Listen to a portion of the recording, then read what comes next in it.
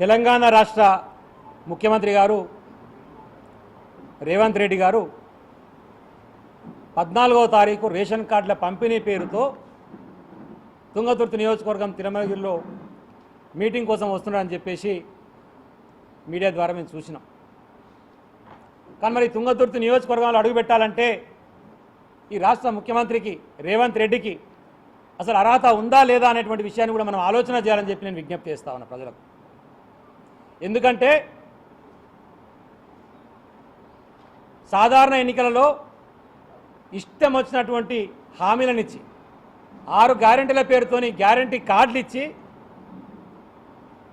ఆయన అధ్యక్షుని హోదాలో కార్యనిర్వాహక అధ్యక్షుని హోదాలో బట్టి సంతకాలు పెట్టి ప్రజల ఇళ్లలోకి తిరిగి కాళ్ళు మొక్కి ఏళ్ళు మొక్కి చేతులు పెట్టి మేము వచ్చిన తర్వాత ఈ గ్యారెంటీని నెరవేరుస్తామని చెప్పేసి మాటలు చెప్పి అదే సందర్భంలో మేనిఫెస్టో పేరుతోని 420 హామీలు 420 దొంగ హామీల పేరుతోని ప్రజలను మోసం చేసి తుంగతుర్తి నియోజకవర్గానికి ఇచ్చినటువంటి హామీలు కూడా నెరవేర్చకపోగా తుంగతుర్తిలో జరిగినటువంటి అభివృద్ధిని అడ్డుకునే విధంగా తుంగతుర్తికి వచ్చినటువంటి సాగునీటి సదుపాయాన్ని అడ్డుకునే విధంగా చేస్తున్నటువంటి చర్యలు కర్కశంగా ఉన్నాయి. కాబట్టి మిస్టర్ రేవంత్ రెడ్డి ఏ ముఖం పెట్టుకొని నువ్వు నా తుంగతుర్తి నియోజకవర్గానికి వస్తున్నావని చెప్పేసి నేను ఈరోజు ప్రజల పక్షాన్ని అడగదలుచుకున్నాను.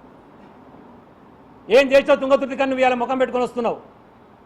స్థానిక ఎమ్మెల్యేకి అయితే నాకు సోయే లేదు, ఆయన వ్యక్తిగతమైనటువంటి లాభాపేక్ష మీద తప్ప అసలు తుంగతుర్తి నియోజకవర్గానికి ఏం చేయాలనేటువంటి ఒక కనీసం సోయి లేదు.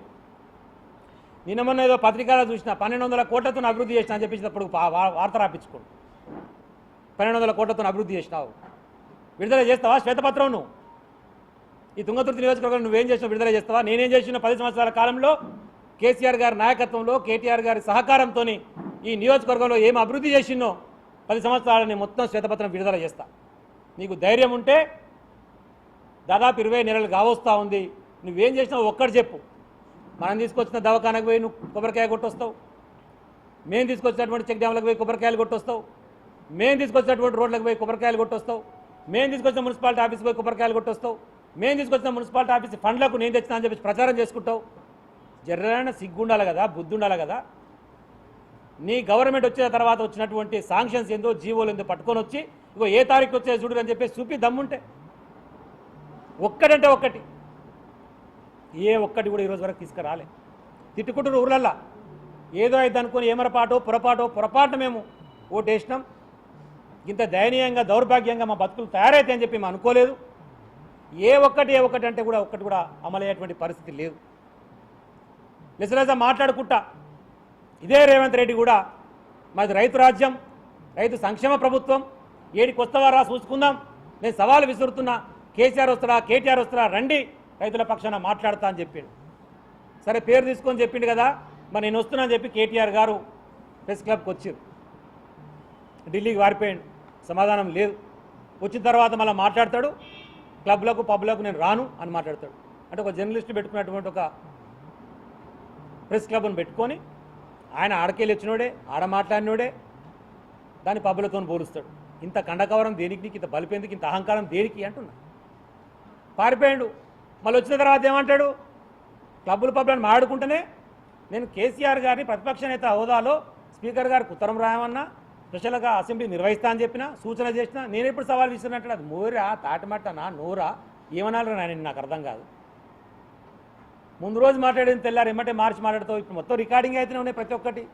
నువ్వు మాట్లాడింది ఏమంటే మా వాళ్ళు కలిపి పెడతాను, ఎవరు ఏం మాట్లాడినావు చూసుకొని ఆయన అని చెప్తున్నారు. రైతు సంక్షేమ ప్రభుత్వాన్ని మాట్లాడుతున్నావు, రైట్. నేను కూడా ఈ వేదిక నుంచి సవాల్ విసురుతా ఉన్నా. రైతు సంక్షేమ ప్రభుత్వం అంటున్నావు కదా, తుంగతుర్తి నియోజకవర్గంలో ఇక తుంగతుర్తి నియోజకవర్గం మొత్తం నా నియోజకవర్గం ఉన్నటువంటి 154 గ్రామాలు, పాత ఒక గ్రామం కొత్త పంచాయతీ వచ్చింది, 155 గ్రామ పంచాయతీలు అనుకో. 155 గ్రామ పంచాయతీలకు పోదామని నేను అంటలేను, ఒక 3 గ్రామ పంచాయతీలకు పోదాం. ఒకటి స్థానిక శాసనసభ్యులు ధర్మారం విలేజ్, అడ్డగూడూరు మండలం, ఆయన ఊరికి పోదాం. మొత్తం 500 మంది రైతులు ఉంటే 50 మందికి తక్కువ రుణమాఫీ కాకుండా ఇప్పుడు ఇబ్బంది పడుతున్నారు. దాదాపు 50 మంది. రైతు బంధు రాను అడగడు ఇంకా 10 మంది ఉన్నారు. కళ్యాణ లక్ష్మి చెక్కులు రాని వాళ్ళు ఆ ఊర్లు ఉన్నారు. స్థానిక శాసనసభ్యుని ఊరికి పోదామంటే వేరే కాడికి అంటలేను నేను. రైతు రుణమాఫీ అందరికీ అయిందని చెప్పేసి అంటే నేను రాజకీయ సన్యాసం తీసుకుంటా. రైతు రుణమాఫీ అందరికీ కాలేదు అంటే మీరు రాజకీయ సన్యాసం తీసుకోవడానికి ముఖ్యమంత్రి గారు సిద్ధంగా ఉన్నారా? ఎంపీ గారు సొంత ఊరికి పోదాం. శాలిగౌరారం స్థానిక ఎంపీ ఆయన ఏందో ఈ మధ్య ఏందో బడలిప్పుకొని తిరుగుతా చూపిస్తా అని ఒకటే బడలు తిప్పుకుంటుండు. చూద్దాం పారా నాయన నీ ఊరికి వస్తపా. వంకాయ గుర్తుని పోటీ చేస్తే 100 ఓట్లు రాలే అనుకప్పుడు అటు లెసలేస మాడుతున్న అదృష్టం బాగుండేదో గెలిచిండు. నీ శాలిగౌరారానికి పోదాం. నీ శాలిగౌరవాలు అందరికీ రుణమాఫీ అయిందా మాట్లాడదాం. నువ్వు సిద్ధంగా ఉన్నావా చెప్పు. మరి రాజీనామా చేసి వెళ్ళిపోతావు వాడికి వెళ్ళి. ఒకవేళ అందరికీ ఏంటంటే నీ ముక్కు నెలకు రాసి క్షమాపణ చెప్తా. నువ్వు చెప్తావా? మరి రాజీనామా చేసిపోతావా? సిద్ధంగా ఉన్నావా? అదేవిధంగా తాటిపాముల సూర్యాపేట జిల్లా ఇక్కడ మంత్రి ఉన్నాడు కదా ఇప్పుడు ఉత్తమ్ కుమార్ రెడ్డి గారు సొంత ఊరు. నిన్న ఆయన మాట్లాడాడు. నా సొంత ఊరు అప్పటికే గ్రూపులు బాగున్నాయి అని చెప్పి రాలే కానీ ఇప్పుడు నేను వస్తా అని చెప్పేసి మాట్లాడాడు. వస్తే బాగానే ఉంది, ఉత్తమాన తప్పేం లేదు, రా నీ సొంత ఊరికి వస్తే మంచిదే. కానీ నీ సొంత ఊరికే పోదాం. నీ సొంత ఊరిలో రైతు రుణమాఫీ అందరికీ అయిందో అడుగుదాం. అయ్యింది అంటే నేను రాజకీయాలకి వెళ్ళి తప్పుకుంటా, ముక్కు నెలకు రాస్తా చెప్తున్నా నీకు కూడా. మరి కాలేదంటే నువ్వు మంత్రి పదవికి ఎమ్మెల్యే పదవికి రాజీనామా చేసి ప్రజల క్షమాపణ కోరుతావా? ఈ ముగ్గురు తరపున కూడా ఈ 3 ఊర్లకి ఎక్కడికైనా పోదాం. మిస్టర్ రేవంత్ రెడ్డి ఏ ఊరికైనా పోయి రైతు రుణమాఫీ గురించి, రైతు బంధు గురించి, కళ్యాణ లక్ష్మి చెక్కుల గురించి దాదాపు ఏడాదిన్నర కావాల్సింది కళ్యాణ లక్ష్మి చెక్కులు రాక. ఇప్పుడే చెప్తున్నా మా ఉప్పలయ్య కూడా, మా బిడ్డది కూడా ఏడాదిన్నర అవుతుందన్న నాకు కూడా రాలే అని చెప్పేసి మా మండపాటి అధ్యక్షుడు. ఈ ఊర్లలో ఎట్లయిందని చెప్పేసి లెక్కలు తీసుకుంటుంటే కాగితాలు మొత్తం పేరుతో సహా తెచ్చుకుంటుంటే మా మండపాటి అధ్యక్షుడు అందరూ చెప్తారు. మా ప్రభాకర్ రెడ్డి గారు నాకు రాలేదన్నాడు, మా ఉప్పలయ్య గారు నాకు రాలేదన్నారు, మా సోమేష్ గారు నాకు రాలేదన్నారు. అరే ఇదేందా నిజంగా ఊళ్ళకి రాలేదంటే ఎవరికి రాలే అంటే మరి బీఆర్ఎస్ పార్టీ మండపాటి అధ్యక్షుడు కాబట్టి మీకు రాలేదేమోనా అంటే లేదన్నా చాలా మందికి రాలే ఊళ్ళల్లో, ఎంత చూసినా కూడా 50%కి ఎక్కువ కాలే అంటారు. మరి రైతు సంక్షేమ ప్రభుత్వం కదా మిస్టర్ రేవంత్ రెడ్డి, రైతుల మీద ప్రేమ ఉంది కదా నీకు. మరి ఈ 3 ఊర్లలో ఏ ఊరికి పోదామో చెప్పు. ఒకవేళ అది కాలేదు అంటే రేపు సభ సాక్షిగా తుంగతుర్తి నియోజకవర్గంలో తిరుమలగిరిలో రైతాంగానికి క్షమాపణ చెప్పి ముక్కు నెలకు రాసి నేను చేయలేకపోయినా నన్ను క్షమించనని చెప్పేసి వేడుకో. కానీ అబద్ధ ప్రచారాలతోని నోటికి ఏదో వస్తుంది మాట్లాడతా కొద్దిగా లేస్తే కేసీఆర్ చెప్పి మనకు పూటే గడవదు కేసీఆర్ తిట్టకపోతే, కేసీఆర్ గారి గురించి మాట్లాడకపోతే. ఏది మాటైనా కాళేశ్వరం పవర్ పాయింట్ ప్రజెంటేషన్ అంటాడు. కాలేజీల గురించి చెప్తేమని అందరం కూర్చొని చూస్తున్నాం. లైవ్ పెట్టిండు ఆయన పెద్ద మునగాడు బాగా చెప్తాడు అనుకోని. ఆ లైవ్లో ఫస్టే దేవాదుల గోదావరి బేసినేనా అన్నాడు. పక్కపోటి గోదావరి బేసిన్ ఉత్తమ్ కుమార్ రెడ్డి అంటాడు. దీనికి దేవాదులు ఏ బేసిన్లో తెలియదు.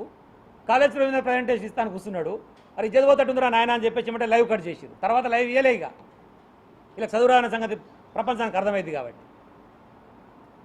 ఆ కాళేశ్వరం గురించి మాట్లాడితే తుంగతుర్తి నియోజకవర్గంలో తెలంగాణ రాష్ట్ర ఏర్పాటుకు ముందు ఇప్పుడున్నటువంటి సూర్యాపేట జిల్లా పరిధిలో ఉన్నటువంటి 6 మండలాలలో కేవలం 17,000 ఎకరాలకు మాత్రమే మన సాగు జరిగేది. కాలువలు ఉండే మొత్తం కంప్లీట్ అయినాయి కావు, ఎన్నటి నాలుగు నీళ్ళు వచ్చినాయి కావు. మనం వచ్చిన తర్వాత కాలువల మీద తిరిగి దాన్ని అర్థం చేసుకొని జగదీష్ రెడ్డి గారిని పట్టుకొని కేసీఆర్ కాడ కూర్చొని రివ్యూలు చేయించి లక్కీగా కాళేశ్వరం తీసుకొచ్చి మిడ్మానర్తో కలెక్ట్ చేసి మనకు నీళ్ళు ఇచ్చిన తర్వాత ఒక్క ఈ సూర్యాపేట జిల్లా పరిధిలో ఉన్న తుంగతుర్తి నియోజకవర్గం 6 మండలాలనే 1,25,000 ఎకరాల సాగు జరిగింది. మళ్ళీ వీళ్ళు వచ్చిన తర్వాత ఈ సాతాన్లు, ఈ సన్నాసులు వీళ్ళు మళ్ళా రాజ్యంలోకి వచ్చిన తర్వాత మళ్ళా తిరోగమనంలోకి వచ్చి ఎంత తిప్పల పడ్డా కూడా 50-60 ఎకరాలకు ఎక్కువ అవుతుంది. ఇప్పుడు మీకు ఎరికే ఇప్పుడు వర్షాభావ పరిస్థితి ఎట్టున్నాయో. ఓసారి ఇత్తనాలు పెట్టురు పోయినాయి, మళ్ళీ 4-5 సుక్కలు పడగానే మళ్ళీ ఇత్తనాలు పెట్టురు మళ్ళీ పోయినాయి, పత్తి ఇత్తనాలు కూడా అన్ని పోయినాయి. వర్షం వస్తలేదు. ఒక రాక్షస పాలన, ఒక అసురుడు పరిపాలిస్తున్నాడు. మన ముఖం దరిద్రమో వాన్ దరిద్రమో వాడు వచ్చా కాంచి వర్షాలు కూడా చక్కగా లేవు, కాలం చక్కగా అవుతలేదు. అంతో ఇంతో కాలం అయిందా అంటే వాడు వచ్చి కనీసం ఐకేపీ సెంటర్లో కొనుగోలు చేస్తా అంటే అవి చేయడు, లారీలు రావు, దాని గురించి అయ్యేటో ఉండడు. ఇప్పుడు కూడా కాళేశ్వరంలో నీళ్ళు ఇవ్వచ్చు మాకు అప్పచెప్పుర్రి, కన్నెపల్లి పంప్ హౌస్ నుంచి ఇప్పుడు కూడా నీళ్ళు లిఫ్ట్ చేసి తుంగతుర్తి దాకా తీసుకుపోతామని చెప్పి మొత్తుకుంటున్నారు. హరీష్ రావు గారు చెప్తున్నారు, కేటీఆర్ గారు చెప్తున్నారు, జగదీష్ రెడ్డి గారు చెప్తున్నారు. వీళ్ళు మాత్రం కూలిపోతుంది కూలిపోతుంది కూలిపోతుంది అని డైలాగులు చెప్తున్నారు. ఈడ కూలిపోయిందిరా, ఎక్కడ కూలిపోయింది? ఒక వరప్రధాని లెక్క కేసీఆర్ గారు ఆలోచన చేసి దాదాపు 50 లక్షల పైచిలకు ఎకరాలకు స్త్రీకరణ తీసుకొచ్చి కొత్త ఆయకట్టు తీసుకొచ్చి కాళేశ్వరం తీసుకొచ్చి మనందరి బతుకులు బాగుపరిస్తే తుంగతుర్తి మీద కోపమో తెలియదు, సూర్యాపేట జిల్లా మీద కోపమో తెలియదు, మనకైతే నీళ్ళు రానియరు. మాట్లాడా స్థానిక శాసనసభ్యుడు నేను ఇన్ని వేల కోట్లతో అభివృద్ధి చేసినా అంటున్నాడు. ఎన్నైనా మాట్లాడా? ఓ విలేకరు ఫోన్ చేసి మాట్లాడితే ఏమంటాడు? మిగులు జలాలు తగులు జలాలు అవి రావు, తీనికి ఎరకలైతే ఈయనకి మిగులంటే తెలియదు తగులంటే తెలియదు. అరే నాయన గోదావరి జలాలల్లో మిగులు జలాలు తగులు జలాలు లేవు, ఆల్ వాటర్ అంటారు. కృష్ణానదిలో ఉంటాయి మిగులు జలాల ముచ్చట. గోదావరి నది మీద ఎప్పుడు కూడా మిగులు జలాలకు సంబంధించిన ముచ్చట ఉండదు. గోదావరి నది మీద ఏముంటుందో తెలియదు, కృష్ణానది మీద ఏముంటుందో తెలియదు. ఈ చదువురాని కొడుకులంతా మనకు ఎమ్మెల్యేలు, మంత్రులు, ముఖ్యమంత్రులు. మన దౌర్భాగ్యం. ఏం చేస్తాం? గోదావరి నదిలో ఎప్పుడు కూడా మిగులు జలాలు అనే కాన్సెప్ట్ ఉండదు. మళ్ళీ చెప్తున్నా, బనకచర్ల కడుతుర్రు, బనకచర్ల కట్టుడు ఉండదు. వీళ్ళు కూడా మాట్లాడితే ముఖ్యమంత్రి మాట్లాడినా మంత్రి మాట్లాడినా బనకచర్ల కడుతున్నారు, మేము దాన్ని అడుగుంటాం. బనకచర్ల కట్టేది కాదురా, అదేమో రిజర్వేయర్ కాదురా నాయన. బనకచర్ల నేను కడతలేరు, అది గోదావరి నది మీద అసలే లేదు. బనకచర్ల అనేది పేతురెడ్డిపాడు కాలువ మీద ఎక్కడో ఒక దగ్గర హెడ్ రెగ్యులేటర్ 18 కిలోమీటర్ల తర్వాత. ఇప్పుడు మనం వెలిచాల కడిగిన మనం ఇట్లా లేపుతాం కదా, 69 లేపంగానే పోతే కదా నీళ్ళు మనకు, అట్లా ఒక హెడ్ రెగ్యులేటర్ బనకచర్ల అనేది. కానీ గోదావరి జలాలని అక్రమంగా తరలించకపోయి ప్రకాశం బ్యారేజ్ నుంచి లిఫ్ట్ ద్వారా తీసుకుపోయి ఆ బనకచర్ల దగ్గర కనెక్ట్ చేస్తున్నారు. దాన్ని వ్యతిరేకిస్తున్నాం మనం. అది కూడా తెలియదు మనకి, చదువు రాదు. బనకచర్లను కట్టనీయం, ఎట్టి పరిస్థితి అడ్డుకుంటాం. గంత చదువు వచ్చినటువంటి ముఖ్యమంత్రి, మంత్రి, ఎమ్మెల్యేలు ఉన్నాక మనం ఏం చేయాలి? ఇప్పటికైనా ఆలోచించమని చెప్పి తుంగతుర్తి నియోజకవర్గ ప్రజలను కూడా అడుగుతున్నా. పొడుగు ఇది గెలిచేది కాదు, పీకేది కాదు అని చెప్పేసి ఆ రోజు ఎన్నికలల్లో ఇష్టం వచ్చిన హామీలు. నేను ఈడ ఆసుపత్రి తెస్తా, ఆడ బస్ డిపో తెస్తా, ఈడ కాలేజ్ తెస్తా. ఒక్కటన్నా అయిందా? ఒక్కటన్నా? మనం తీసుకొచ్చిన 100 పడకల ఆసుపత్రి మేము హరీష్ రావు గారు తీసుకొచ్చి కొబ్బరికాయ కొట్టించి స్టార్ట్ చేసిన తర్వాత మళ్ళీ కొబ్బరికాయ కొడతాడు. తుంగతుర్తి లోకల్ సాంగ్ చేయించిన రోడ్డు ఇప్పటివరకు కాలే. మన మా వాళ్ళు కూడా అక్కడ ర్యాలీ నిర్వహించింది. చాలిగూడ నుంచి చేయించిన రోడ్డు అది కంప్లీట్ కాలే. రామవరం నుంచి మొత్తం మానాయకుడి దాకా చేయించిన రోడ్డు అది కంప్లీట్ కాలే. అవన్నీ మన ఆయననే అయిపోయినాయి. పనిచేసే శాత కాదు. ఇందాక మాట్లాడుతుంటే మా వాళ్ళు గుర్తు చేస్తారు, మోత్కూరుకి కోర్టు శాంక్షన్ చేయించినాము. మోత్కూరుకి కోర్టు శాంక్షన్ చేయించినాము. ఆ శాంక్షన్ చేయించినటువంటి కోర్టును స్టార్ట్ చేయించే తెలియలేదు వీళ్ళకు. మా వాళ్ళు రావణపేట దాకా పోవాలంటే ఇబ్బంది అవుతుందని చెప్పేసి దాన్ని స్టార్ట్ చేయించే తెలియలేదు. వీళ్ళు ఇంత పొడుగు మాట్లాడుతున్నారు. రేషన్ కార్డులు గతంలో మేము ఇవ్వలేదట, ఈయన వచ్చిన తర్వాత ఇస్తుండట.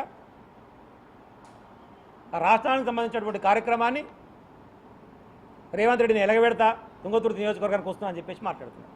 తెలంగాణ సాయుధ పోరాటానికి ఊపిరిలేనటువంటి గడ్డ, గొప్ప గొప్ప మహనీయులు ప్రాతినిధ్యం వహించినటువంటి గడ్డ, చైతన్యవంతం ఎక్కువ ఉండేటువంటి గడ్డ. మా ప్రజలు కూడా ఎవరు ఊకోరు.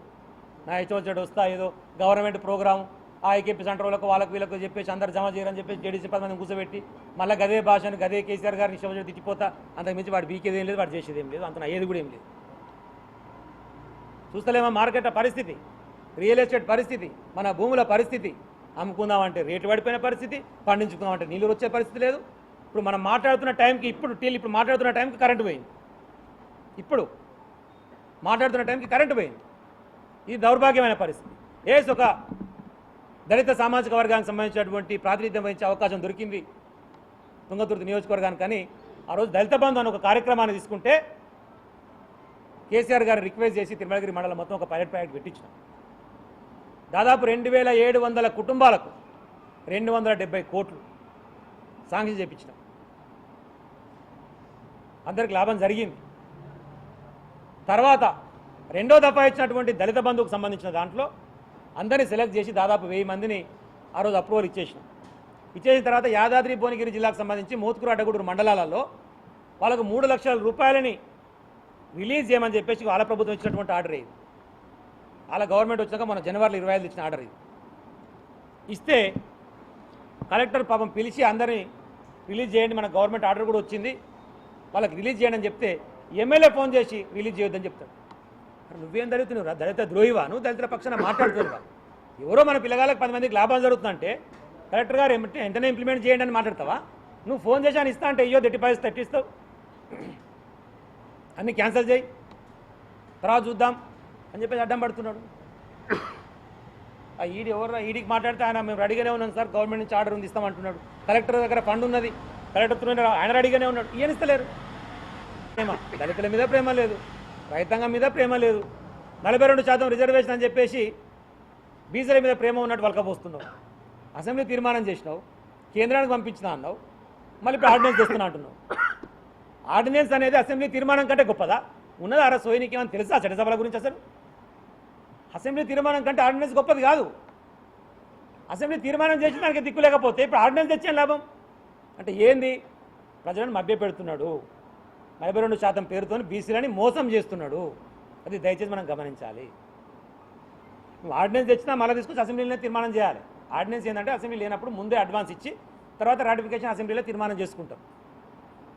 అసెంబ్లీ తీర్మానం చేస్తేవి కేంద్రానికి పంపితేవి మళ్ళీ ఇప్పుడు ఎలక్షన్స్ వస్తున్నాయని చెప్పేసి హైకోర్టు ఏమైనా నాయన గిన్ని రోజులు అవుతుంటే అని చెప్పేసి మనం తిట్టాగానే సెప్టెంబర్ 30 లోపల పెడతాం అన్నారు. కాబట్టి ఇప్పుడు ఎన్నికలు వస్తున్నాయి కాబట్టి ఇప్పటికిప్పుడు దొంగ ప్రేమ నటించి రైతు బంద్ వేయాలి, ఇప్పటికిప్పుడు దొంగ ప్రేమ నటించి ఆర్డినెన్స్ చేస్తున్నామంటే సౌరాంధ్రలోకి చెప్పినట్టు చెప్తున్నాడు.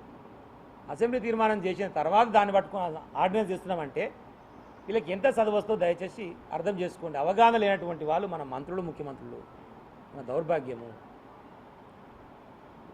తుంగతుర్తి నియోజకవర్గంలో అడుగుపెట్టే ముందే రైతు రుణమాఫీకి సంబంధించినటువంటి స్పష్టత, రైతుకు బంధుకు సంబంధించినటువంటి స్పష్టత, మా కళ్యాణలక్ష్మి చెక్కులకు సంబంధించినటువంటి స్పష్టత, మా దగ్గర ఇవ్వాల్సినటువంటి ఇంకా చెక్ డ్యామ్లో అక్కడ వస్తున్నటువంటి మూతుకు నుంచి పోతే జామచెట్ల బాయికి హై లెవెల్ బ్రిడ్జ్ తెస్తా. ఏది బ్రిడ్జు? బస్ డిపో తెస్తా. ఏది బస్ డిపో? 30 పడకల ఆసుపత్రి తెస్తా. ఏది ఆసుపత్రి? ఒక్కటి చెప్పు ఈరోజు వరకు నువ్వు చేసింది. కాబట్టి తస్మాత్ జాగ్రత్త రేవంత్ రెడ్డి గారు. చైతన్యవంతమైనటువంటి గడ్డ. ఇక ఉన్నటువంటి ప్రజలు తిరుగుబాటు చేసే దానికి మేము బాధ్యులం కాదు. ఆలోచించుకో. తుంగతుర్తి నియోజకవర్గం అడుగుపెట్టే ముందు మా నియోజకవర్గానికి ఏం చేస్తావు, ఏం చేయగలుగుతావో ఆలోచించుకో. ఆడ గుంపు మీద చేతలు చేసుకుంటా ఏది పడితే అది మాట్లాడతా పోతా అంటే ఎవరు ఊరుకోవడానికి సిద్ధంగా లేరు. నేను వేరే దిక్కు కూడా అంటే నేను మళ్ళీ ఒకసారి స్పష్టం చేస్తాను, మీకు రిపీట్ చేసేది అనిపించినా వేరే దగ్గరికి కూడా వద్దు. నీ శాసనసభ్యుని సొంత ఊరు, నీ పార్లమెంట్ సభ్యుని సొంత ఊరు, నీ మంత్రి యొక్క సొంత ఊరు, ఈ 3 ఊర్లలో ఎడికైనా పోదాం. నువ్వే తీర్మానం చేయి, నువ్వే చెప్పు. నేను వస్తా, లేకపోతే ఎవరు రావాలో చెప్పు, అధికారులను తీసుకొని రా. అయ్యింది అంటే ఏం చేయాలో చెప్పు, నేను రెడీగా ఉన్నా. కాలేదంటే ఏం చేయాలో నేను చెప్తే నువ్వు రెడీగా ఉన్నావా చెప్పు. సింపుల్. ఇది ఒకటే నేను అడగదలుచుకున్నాను. ఇంత అన్యాయంగా అక్రమంగా చేస్తున్న దాన్ని తుంగతుర్తి ప్రజలు కూడా చూస్తూ ఊరుకోకుండా మనకు జరుగుతున్న అన్యాయాన్ని ప్రశ్నించాలని చెప్పి నేను విజ్ఞప్తి చేస్తాను. మనకు రావాల్సినటువంటి సాగునీరు రావట్లేదు, తాగునీరు రావట్లేదు. దాని గురించి కూడా అడగాల్సిన అవసరం ఉంది. దేవాదుల గురించి మాట్లాడండి కదా ఉత్తమ్ కుమార్ రెడ్డి. దేవాదుల మరి ఇదే తిరుమలగిరి మండలానికి 13,000 ఎకరాలకు దేవాదుల నుంచి రావాలి మనకు సాగునీరు. 13,000 ఎకరాలకు టేలేండు అని చెప్పేసి దాన్ని పనబెడుతున్నాం. మరి ఆ పని కంప్లీట్ చేపి నువ్వు మునగాని రైతు నాకు వద్దంటుండే మంచి చేస్తాను ప్రజలకు వద్దంటామా? మేము కూడా సహకరిస్తాం మంచిగా. తుంగతుర్తిలో అడుగుపెట్టే ముందు ఆలోచించుకుని అడుగుపెట్టాలి మిస్టర్ రేవంత్ రెడ్డి అని చెప్పేసి మరొకసారి హెచ్చరిస్తూ ఉన్నాం.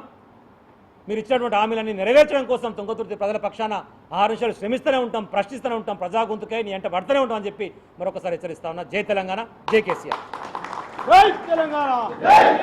కేసీఆర్ గారి నాయకత్వం, కేసీఆర్ గారి నాయకత్వం, కేటీఆర్ గారి నాయకత్వం, నాదర్ కిషోర్ కుమార్ గారి నాయకత్వం, నాదర్ కిషోర్ కుమార్ గారి నాయకత్వం.